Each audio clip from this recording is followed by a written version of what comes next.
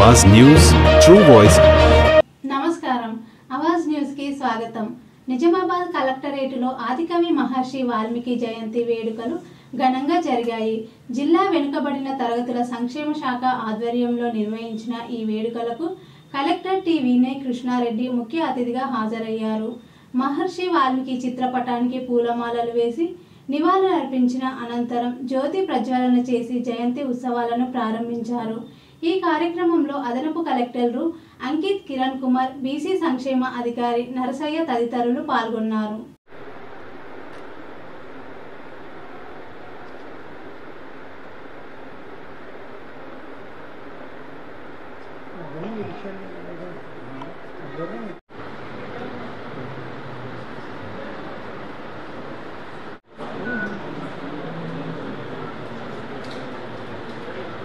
ధర్మం పరిపూర్ణంగా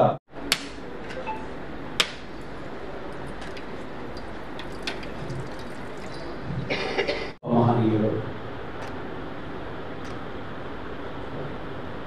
త్రేతాయుగంలో, ద్వాపర యుగంలో, కలియుగంలో, రాబోయే సంపూర్ణ యుగంలో ఏ విధంగా నిలబడాలో తెలియజేసినట్టు రచించినటువంటి సంకలన కావ్యం రామాయణం। మరి అటువంటి పుణ్య పురుషుడి జయంతి సందర్భంగా వారికి మనందరం నివాళులు సమర్పించుకోవడం మనందరి బాధ్యతగా మనం భావిద్దాం।